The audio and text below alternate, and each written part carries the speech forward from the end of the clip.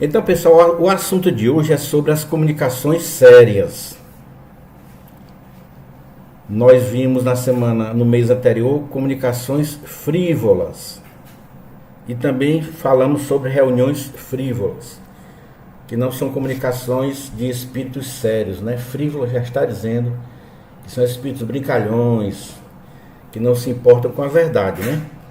Já as comunicações sérias que nós iremos estudar hoje, elas possuem duas qualidades: sérias verdadeiras e as sérias falsas. Depende do espírito que vem se comunicar. Ou vocês acham que lá no mundo espiritual só tem espírito sério? Não. Tem os espíritos daqueles homens que aqui na Terra, eles eram muito orgulhosos. Não eram brincalhões, mas eram pessoas que tinham um vasto conhecimento.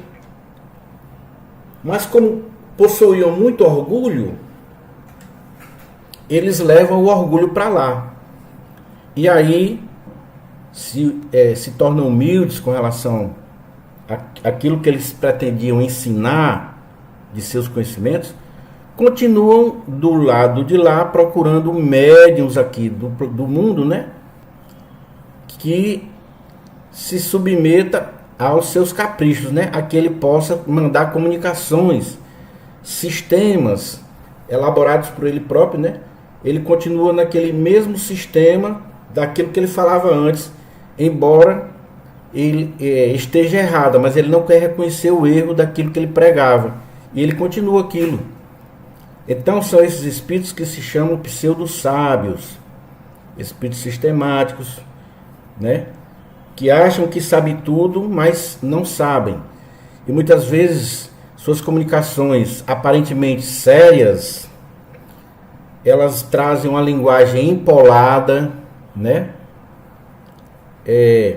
Geralmente eles tentam cativar o médium de várias maneiras, para que o médium venha a acreditar neles de forma que não desconfie dele de forma alguma. Chega ao ponto de acreditar que, se for desconfiar daquele espírito, é uma profanação. Olha só. E eles, o que é que eles pretendem? Que suas mensagens não sejam analisadas. Tem que ser aceitas de forma cega, sem contestação, quer dizer, totalmente contrárias àquilo que Kardec nos ensina na doutrina, né? Kardec dizia que não aceitava informação dos espíritos, por mais evoluídos que eles fossem, sem que antes ele submetesse aquela comunicação ao crivo da análise por outros espíritos, pelo grupo de estudos dele e por outros espíritos que ele pedia opinião de diversas partes do mundo. Então Kardec tinha todo esse trabalho e todo esse critério da análise, de usar a lógica e o bom senso. Mas o movimento espírita aqui do Brasil passou a aceitar toda e qualquer comunicação que venha, dependendo do nome do espírito que diz ser o autor daquela comunicação, e dependendo também do grau de aceitação daquele médium pelo qual a mensagem venha, né? Que se torna uma autoridade. Então eles de forma alguma, não analisam, né, as comunicações vindas desses espíritos. São muitos esses espíritos. E nós vamos falar hoje de um aqui, de uma obra chamada Voltei. Olha só, pessoal. Essa obra Voltei é do irmão Jacó, mediunidade do Chico Xavier. Então, vários espíritos se utilizaram dessa situação de aceitação de todas as comunicações que vinham através do Chico, para trazerem aquelas informações à vontade, né? Ninguém analisava nada. Era uma postura religiosa mística que adotaram aqui no Brasil, não é isso?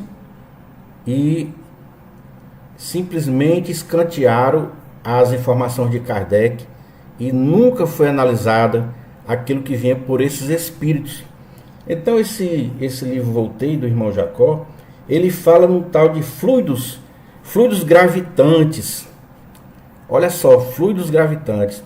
Existe um programa no YouTube, num canal aí, chamado Pinga Fogo, que tem a participação onde as pessoas questionam aquele nosso irmão Jorge Elahá, né?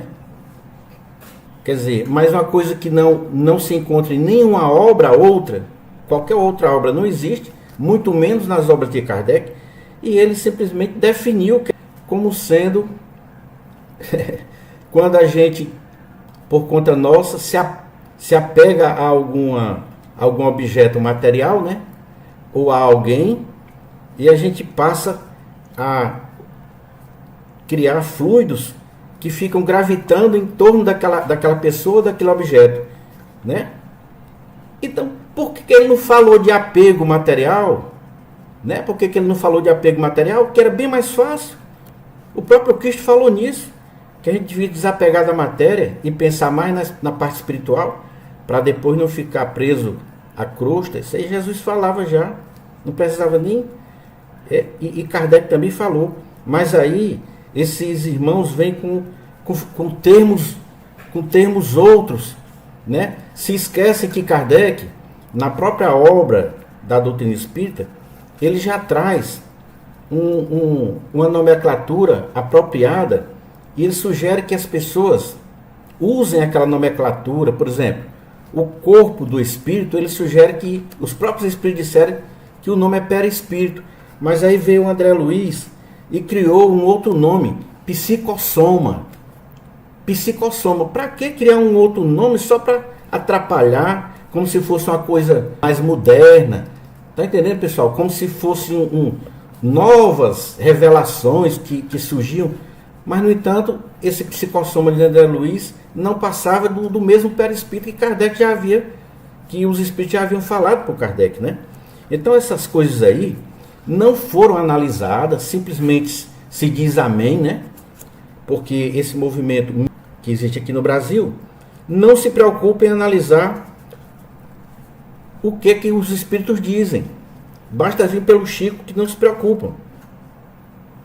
A depender de quem é que fala, de quem é o espírito que fala, né? De quem é o médico que fala, não há análise.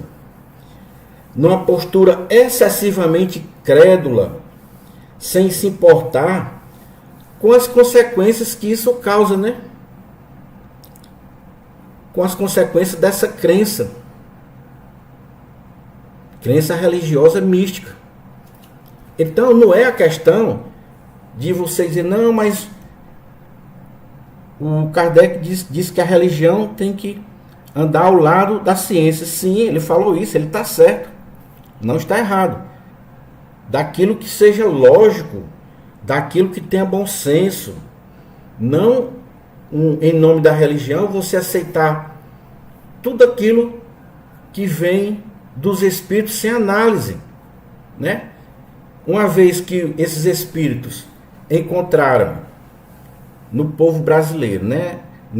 Nas casas espíritas, na Federação Espírita principalmente, essa facilidade de aceitar tudo que eles diziam, então é como se houvesse, diz quando uma porteira abre, onde passa um boi, passa uma boiada, né? Aí disseram assim, agora então vamos agora falar teorias, sistemas. Criou-se cidades no plano espiritual, criou-se, né, alimento no plano espiritual, banheiros no plano espiritual, transportes no plano espiritual, locais de prisão para os espíritos, onde eles não podem sair de lá a não ser com a permissão, locais de sofrimento, né, locais circunscritos de sofrimento e locais circunscritos de felicidade, onde nunca os espíritos falaram isso nas obras de Kardec. compiladas por Kardec, né? Pelos seus médios. Então, não se questiona a utilização de um termo como esse, fluidos gravitantes, completismo. Olha só, outro termo que o André Luiz usou, completismo. Não sei se foi o André ou foi completista, ou foi o Emmanuel. Só para trazer confusão para a mente dos espíritas que já não estudam Kardec, né? Aí vamos misturar tudo. Então, esses termos não há necessidade de se criar esses termos. E ai daquele que queira discordar, né? Mas eu não abro mão da minha liberdade de pensar e nem da liberdade de falar quando eu percebo que eu estou falando uma coisa correta. Por quê? Porque eu estudo a doutrina espírita. Não estou falando isso com orgulho, não. Mas eu creio que nós temos essa obrigação de tirar essa fantasia do espiritismo, né? Essa fantasia que as pessoas acham que é espiritismo, quando não é, né, pessoal? De forma alguma. Então, vamos falar do assunto de hoje, que são as comunicações sérias. Isso aí foi um preâmbulo que eu fiz para poder a gente compreender melhor o tema, né? Então,